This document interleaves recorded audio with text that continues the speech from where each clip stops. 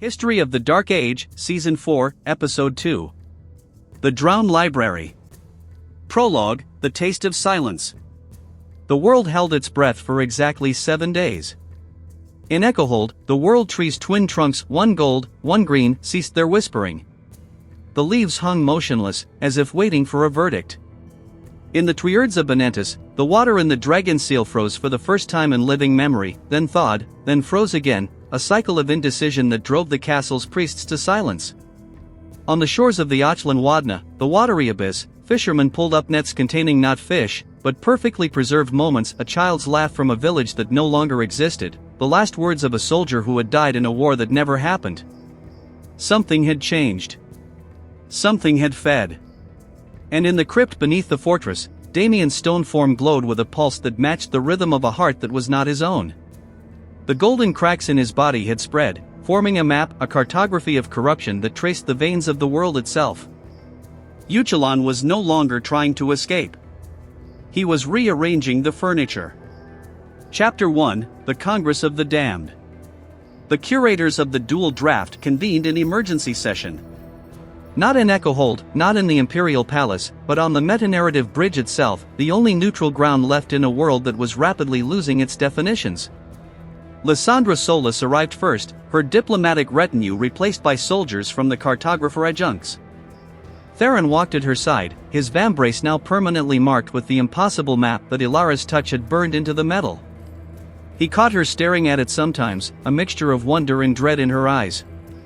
Their tent had become a whispered legend, a story that scribes traded in the margins of official documents.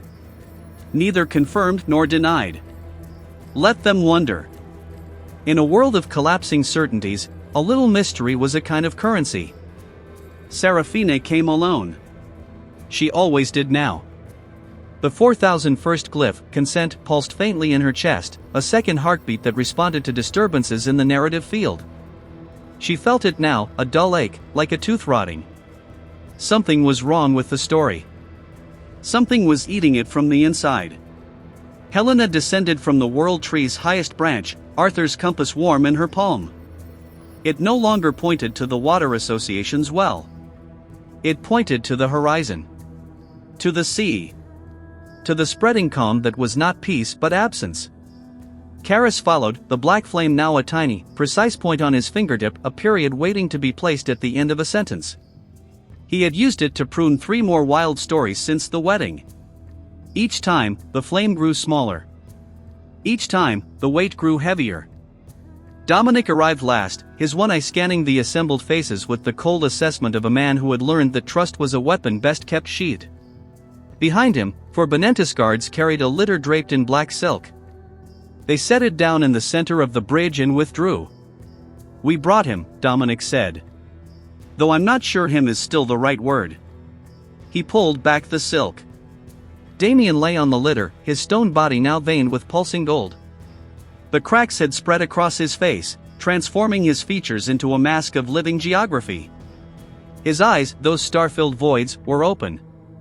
And they were watching. He spoke last night, Dominic continued. Not with his mouth. In my head. Showed me a place. A library. Underwater. Shelves stretching into darkness. And on every shelf, books that glowed and then went dark, one by one. The drowned library, Serafina breathed. I saw it in the inkwell heart. A place where finished stories go to die. Utulon's feeding ground. Helena stepped closer to Damian's form. She placed a hand on his chest, warm, impossibly warm, like a body in fever. The golden veins pulsed at her touch. He's not just a vessel anymore, she whispered. He's a window. Utulon is showing us what he's building. A projection erupted from Damian's body, not violent, but gentle, like a memory rising to the surface of consciousness. The assembled curators found themselves standing not on the bridge, but in a vast, impossible space. Water surrounded them, but they did not drown. They floated in perfect silence, suspended in a medium that was neither liquid nor air but something between. Before them stretched shelves, infinite shelves, spiraling into darkness, each one filled with books that pulsed with faint, dying light. A book near Helena's hand caught her attention. She reached out, opened it. The Life and Death of Ilara of Echo Hold. She read 3 sentences before the words dissolved into blankness. The light died. The book became a hollow shell. Every time a story ends here, Serafina said, her voice barely a whisper, Utulon feeds. Every resolved conflict, every finished arc, every character who reaches their final page, he consumes the energy. And he's learned that the prime draft's order is pure. It's like fine dining, compared to our chaotic scraps. He's not breaking the prison, Karis understood, horror dawning. He's optimizing it. Making it so perfect, so complete, that there's no room for anything else. No room for us. The projection dissolved. They were back on the bridge, gasping, shaken. Lexicon's voice cut through the silence, cold and precise as always. Observation: Utulon has achieved narrative symbiosis with his prison. He no longer requires escape. He requires consumption. The Drown library is expanding. At current rate, all active narratives in both drafts will be terminated within. How long? Lysandra demanded. 72 days. Chapter 2, The Map on His Arm. Theron couldn't sleep. He sat alone in his quarters on the bridge, studying the impossible map on his vambrace. Ilara had done this, touched him in that moment of desperate connection, poured her raw want into the unraveling metal. The result was a cartography that made no sense, coastlines that curved in ways geography didn't allow, cities that existed in 2 places at once, rivers that flowed uphill into clouds. But there was something else. A pattern, buried beneath the chaos. He traced it with his finger. There, a spiral, repeated at 17 different points. There, a shape that resembled the Inkwell Heart's constellation. There. His blood ran cold. The map on his arm was a diagram of the Drown library. Not its location. Its structure. Its weak points. Its entrances. Its exits. He was on his feet and running before he could form the thought. Chapter 3, The Dragon's Dream. In the skycleft reaches, Prince Kalandrakoi sat in meditation before his concept WIRM, the great beast Mike right coiled in a circle of philosophical debate. Their sessions had become legendary, poets traveled from across the margin to witness the prince argue with a living abstraction. Today, however, the dragon was silent. Its crystalline eyes, usually blazing with logical fire, were dim. Its form flickered, uncertain, as if it couldn't decide whether to exist. "What troubles you, old friend?" Kalan asked. The dragon's voice was a rumble of collapsing syllogisms. "I dream. Concepts should not dream. Dreams are for creatures of flesh and uncertainty. But I dream. And in my dream, I am small. I am a book on a shelf. I am read, and then I am empty." Kalan's blood chilled. The Drown library. You dream of Utulon's domain. All concepts dream of it now. The strong dream of being made weak. The just dream of being made irrelevant. The true dream of being made obsolete. He is not eating stories, little prince. He is eating the idea of story. And when the idea is gone. The dragon's form flickered again, almost fading entirely. There will be nothing left to argue about. Kalan rose. Then we argue louder. We fight harder. We refuse to be consumed. The dragon's eyes brightened, just slightly. That is a compelling counter-argument. Chapter 4, The Sisters' Gambit. In a private chamber on the bridge, 2 sisters faced each other across a table strewn with maps, glyphs, and desperate calculations. "We can't fight him directly," Serafina said. "He's too big. Too old. He's been waiting since before the first fracture." "Then we don't fight him." Lysandra traced a line on Theron's vambrace, which lay between them like a holy relic. "We go in. We find the heart of the library. And we, what? Persuade him to stop eating?" "I wasn't going to say persuade." Lysandra looked up. Her sister's eyes held a light she hadn't seen since childhood, the light of a girl who had looked at an impossible future and decided to step into it anyway. "You're going to offer him something," Lysandra realized. "Not a fight. A trade. The one thing he's never had." Serafina touched her chest, where the 4001st glyph pulsed. "Consent. What if we gave him permission to consume one story? One perfect, complete, finished narrative. And in exchange, he leaves the rest alone. That's monstrous. It's negotiation. He's a god of endings. We can't starve him. But maybe we can feed him. Just enough. Keep him satisfied while we find a permanent solution." "Whose story?" Lysandra's voice was sharp. "Who volunteers to be eaten so the rest can live?" Silence. Then, from the doorway, "I do." They turned. Theron stood there, his face pale but resolved. "The map on my arm," he said. "I know now what it is. It's not just a diagram of the library. It's a story, the story of how I got it. Of what happened in that tent. Of Ilara and me and the choice we made when the world was ending." He touched the glowing lines on his vambrace. "It's unfinished. It's messy. It's full of contradictions and emotions and things that don't make logical sense. But it's mine. And if Utulon wants a story, a real story, with blood and tears and bad decisions, I'll give him this one. On one condition." "Name it," Serafina whispered. "You come with me. All of you. We go into the library together. And when Utulon is distracted, consuming my narrative, you find his heart. And you end him." Lysandra was already shaking her head. "No.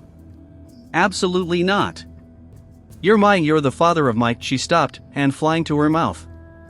Theron stared at her. "I'm the what?" The room held its breath. Lysandra Solis, daughter of emperors, architect of the Provisional Congress, the woman who had faced down factions and gods without flinching, looked at her husband with eyes that held terror for the first time. "I wasn't going to tell you yet. Not until I was sure. But the empathic waves, they show things. Futures that brush close. And in every future where you go into that library alone." She couldn't finish. Theron crossed the room in 3 strides. He took her hands, his vambrace pressing warm against her skin. "Then we go together. All of us. And we make sure that future doesn't happen." Lysandra's laugh was half sob. "That's not a plan. That's a prayer. Prayers are stories too." Serafina stood, gathering the maps. "And sometimes, stories come true." Chapter 5, The Gathering of the Lost. The expedition to the Drowned Library would require more than courage. It would require a specific kind of madness, the willingness to walk into a place where stories went to die, carrying nothing but unfinished business.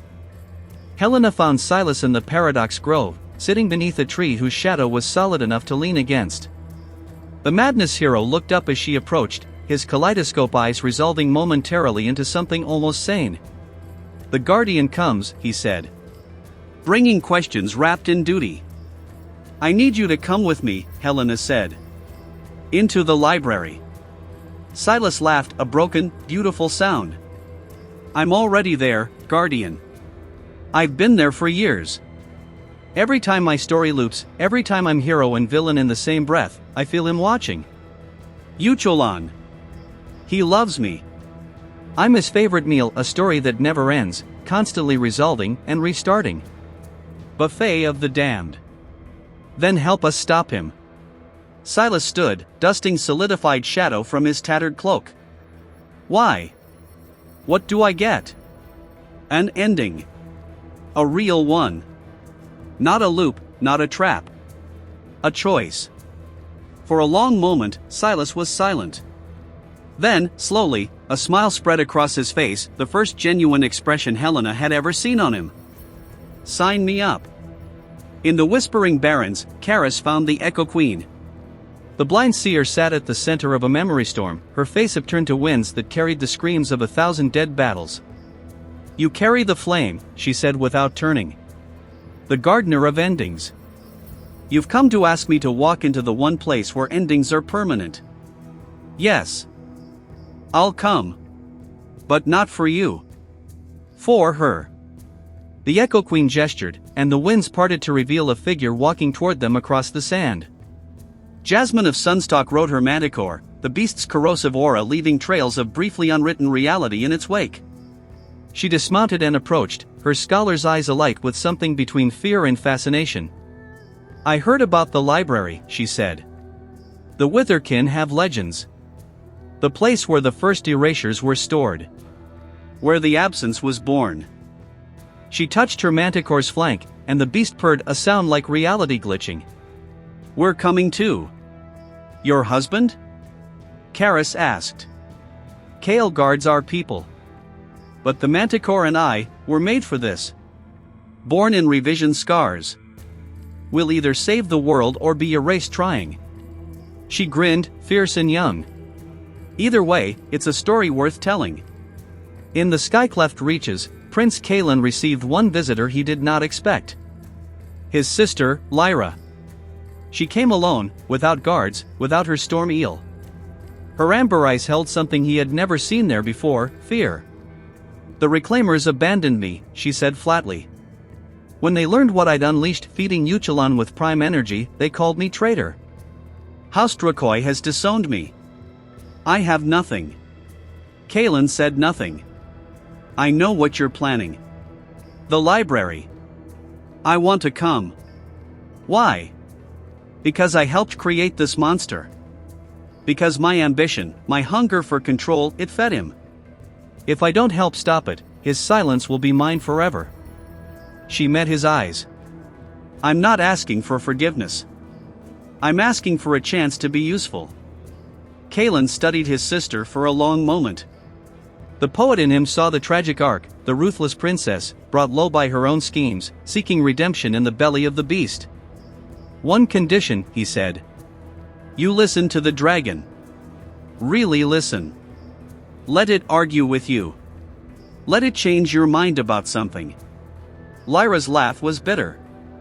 You want me to debate a concept? I want you to learn that strength isn't the only argument. She hesitated. Then, slowly, nodded. Chapter 6, The Bridge at Night.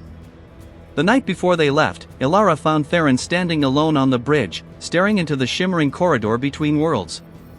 You should be resting, she said. You should be running.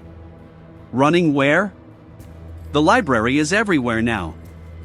I can feel it when I close my eyes, shelves stretching, books darkening. She came to stand beside him. I saw the map on your arm. What it really means.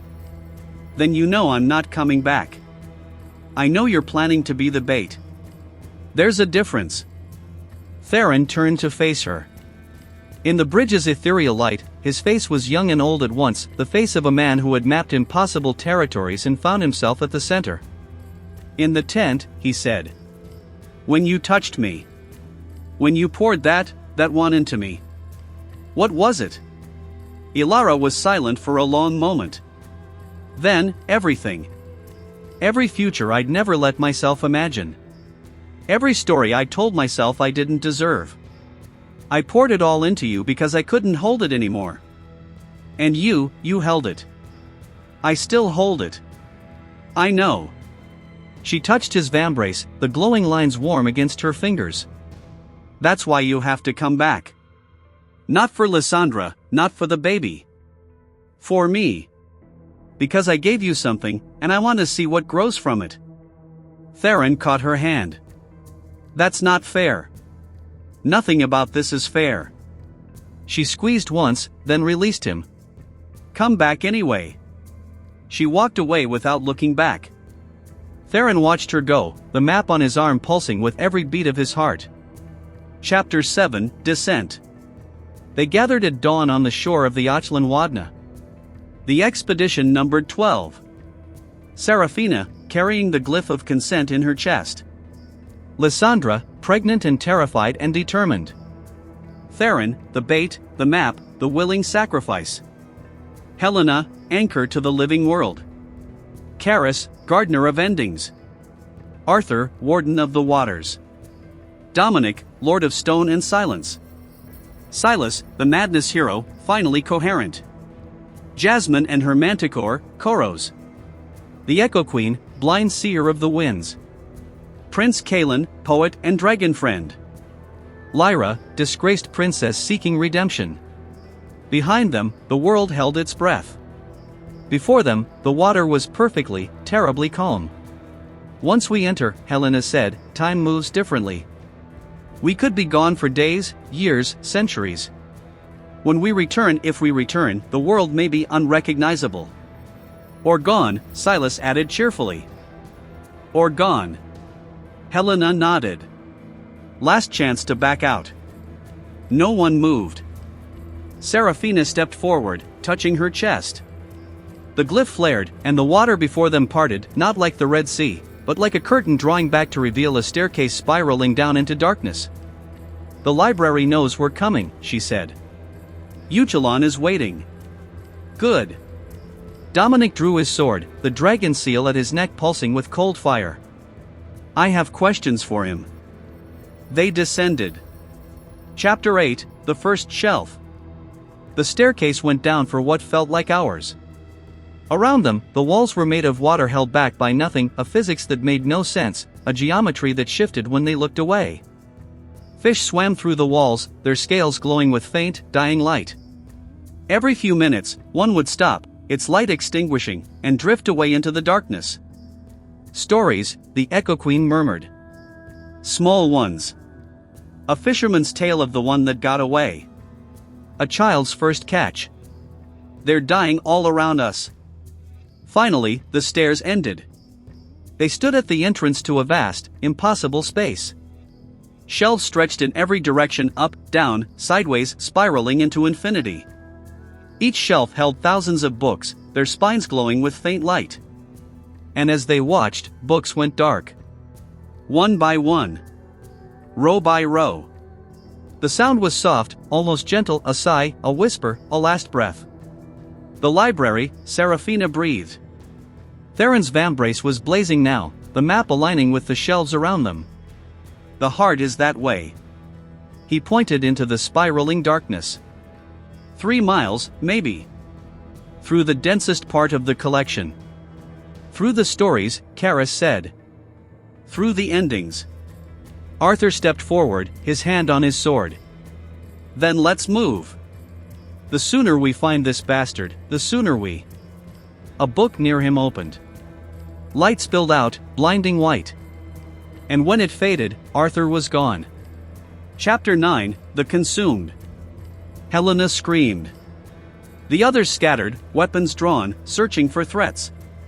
But there was nothing, only shelves, only books, only the endless sigh of dying stories. Arthur. Helena grabbed the shelf where he'd stood, shook it. A dozen books fell, their lights extinguishing on impact. Arthur. He's in a story, Seraphina said, her voice shaking. The book, it opened and pulled him in. He's living someone else's ending. Can we get him out? If we find the right book. If we can change the ending before. Another book opened. This time, it was the Echo Queen who vanished, swallowed by light. No! Jasmine lunged for the shelf, but Koros the manticore grabbed her with a claw, holding her back. Let me go. Wait. Karis's voice was cold, focused. He held up the black flame, now burning bright with alarm. They're not random. The books are choosing us. Targeting our weaknesses. Arthur's need to protect. The Echo Queen's visions of the future. We're being sorted. Sorted for what? Lyra demanded. Consumption. Silas laughed, the sound sliding toward madness. Utulon wants us experienced properly. Appetizers before the main course. Dominic grabbed Silas by the throat. If you're going to crack, crack quietly. We don't have time for. A book opened at his feet.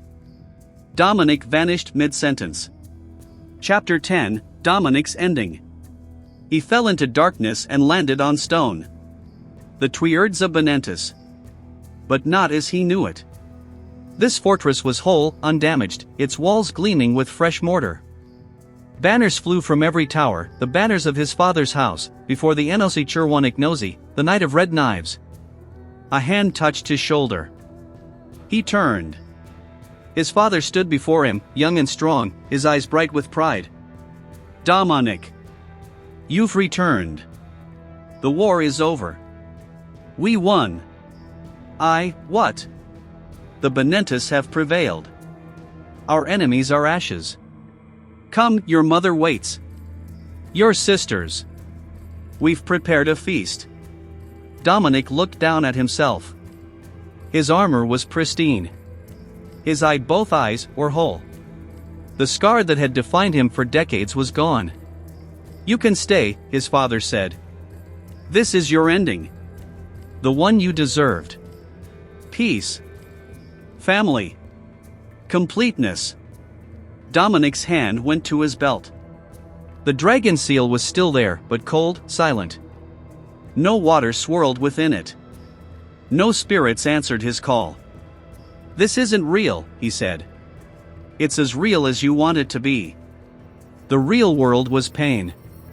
Loss. Endless struggle. Here, you can rest. Here, you can finish. Dominic closed his eyes. He saw his father's face. His mother's. His sisters, laughing at a joke he couldn't hear. He felt the pull of it, the seduction of an ending, the piece of a story complete. Then he saw Damian. Stone. Cracking. Burning with stolen gold. He saw Helena, weeping on the shore. He saw the world, holding its breath, waiting to be erased. I don't want an ending, he said. I want to keep fighting. He opened his eyes. Reached for the dragon seal. Found it warm. Be bound, he commanded. The vision shattered. Chapter 11, The Heart. One by one, they emerged from their stories. Arthur had been trapped in a war he couldn't win, forced to watch his soldiers die again and again. He broke free by refusing to fight, by laying down his sword and accepting death, which the story couldn't process, because heroes don't surrender. The Echo Queen had been shown every future she'd ever predicted, every vision that had come true, and forced to watch them all collapse into paradox. She escaped by blinding herself to the future entirely, by choosing, for the first time, not to see. Silas had been given 100 endings, each one clean and heroic, each one a lie. He escaped by choosing madness, by embracing the chaos that made him who he was, refusing the false clarity of resolution. They gathered again, shaken but alive, in a clearing between shelves. The heart of the library was close now, they could feel it, a pulse of perfect silence, a hunger that was also a lullaby. How many more? Jasmine whispered. However many it takes. Seraphina touched her chest. The glyph was burning now, responding to something ahead.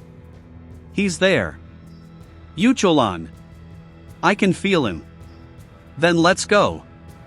Theron stepped forward, his vambrace blazing. I'll draw his attention. You find his heart. No. Lysandra grabbed his arm. Not yet. Not alone. Lys. I'm coming with you. To the end. Whatever that means. She looked at the others. All of us. We go together, or we don't go at all. For a long moment, no one spoke. Then Helena nodded. Together. Together, the others echoed. They walked forward, into the silence. Chapter 12, The God at the Center. The heart of the Drown Library was not a room, but a clearing, a space where the shelves drew back, forming a circle of perfect emptiness. At its center, a figure sat on a throne of frozen water.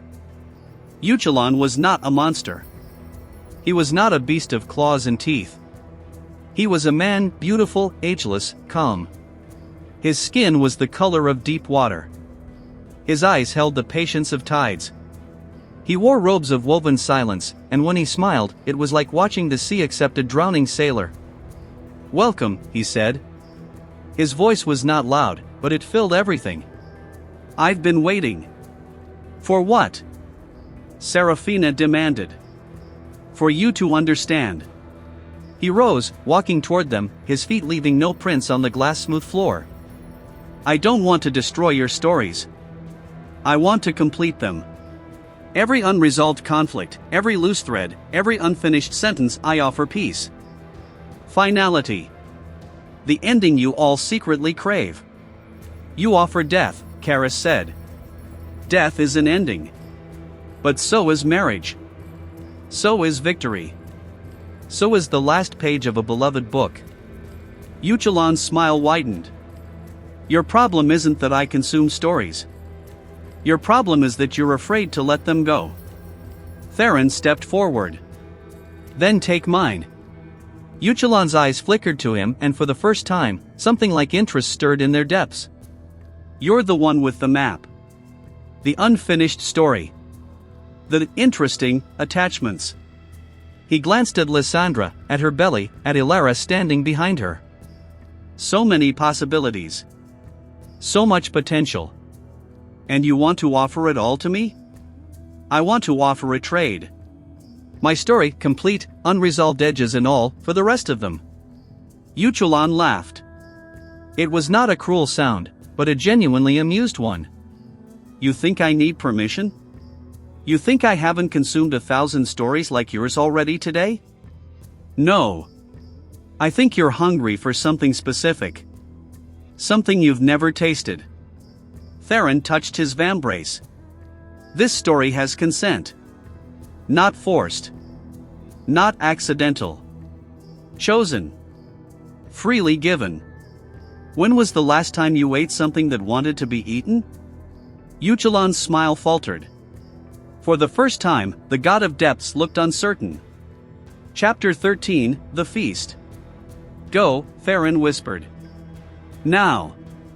"While he's distracted." Serafina didn't hesitate. She touched her chest, and the glyph of consent blazed, not for Utulon, but for the library itself. The shelves responded, books flying from their perches, pages rustling like wings. "Who gives consent?" 1,000 voices whispered. "Who chooses to continue?" "We do," Serafina answered. "All of us. We choose to be unfinished. We choose to be messy. We choose to keep fighting, keep loving, keep failing, keep trying." The library shuddered. Utulon roared, a sound that was also a silence, a paradox that cracked the shelves and sent books spiraling into darkness. "You cannot refuse me. I am the ending of all things. You're the ending of things that give up." Karis stepped forward, the black flame blazing on his finger. "But we're not done yet." He reached out and touched the throne of frozen water. The flame didn't destroy it. It pruned it, cut away the parts that had grown rigid, that had stopped flowing, that had become prison instead of home. The throne cracked, then crumbled, then melted, becoming water that flowed away into the library's depths. Utulon screamed. And in that moment, Theron acted. He stepped forward, pressing his vambrace against Utulon's chest. The map blazed every line, every spiral, every impossible coastline, and transferred itself into the god's flesh. "There," Theron gasped. "My story. All of it. Take it." Utulon's eyes went wide. For one eternal second, he was not a god but a reader, consumed by a tale he had not chosen, forced to experience emotions he had never felt. Love. Fear. Hope. Despair. The touch of a woman's hand in a dusty tent. The shock of unexpected connection. The terror of impending parenthood. The desperate, foolish, glorious choice to sacrifice everything for people who might not even survive. Utulon felt. And in feeling, he forgot to consume. Chapter 14, The Seal Renewed. "Now!" Serafina screamed. The others moved as one. Helena grabbed Theron, pulling him back, her spirit energy wrapping around him like a cocoon. Arthur and Dominic formed a wall between them and the reeling god. Jasmine and Koros sprayed manticore venom in a circle around Utulon, unwriting his connection to the library moment by moment. The Echo Queen sang a song of futures yet to come, of possibilities not yet closed, of stories that refuse to end. Karis raised the black flame. Not to destroy. To complete. He carved a new seal into the air, a glyph of binding that incorporated everything they had learned, the consent of the 4001st, the structure of Theron's map, the chaos of Silas's madness, the love of Helena and Arthur, the loyalty of Dominic and Damian, the fierce hope of Jasmine and Kaelin, the shattered ambition of Lyra, finally turned toward something good. The glyph blazed and settled over Utulon like a blanket. The god of depths looked up, and for the first time in eternity, his eyes held something other than hunger. "What have you done?" "Given you a story of your own," Seraphina said. "Not an ending. A beginning. You get to live now, Utulon. Not just consume. Not just wait. You get to experience. To change. To grow. I don't want." "Yes, you do." She touched his face, gentle as a mother. "You just don't know it yet." The library began to dissolve, not into destruction, but into transformation. The shelves became roots, reaching up toward sunlight. The books became leaves, unfurling with new stories. The water that had been prison became river, flowing free.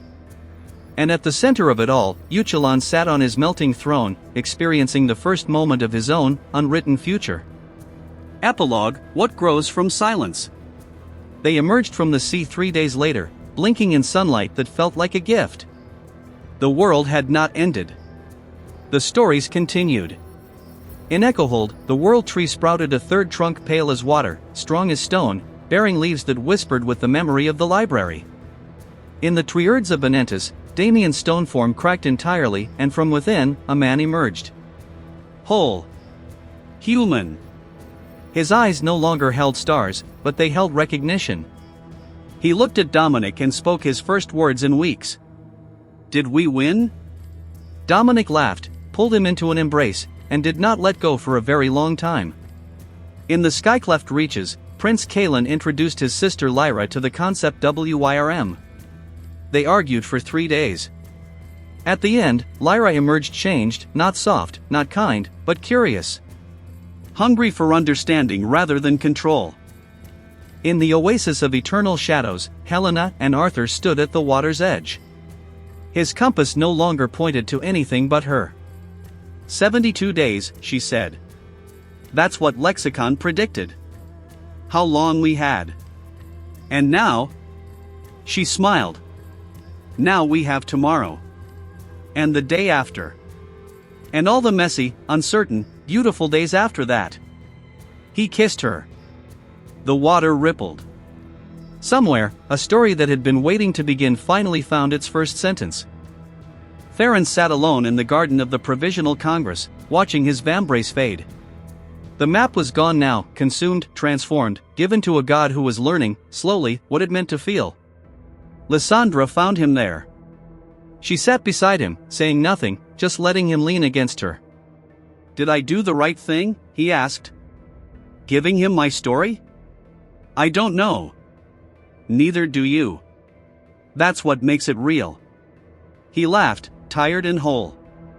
"That's a terrible answer. It's the only honest one."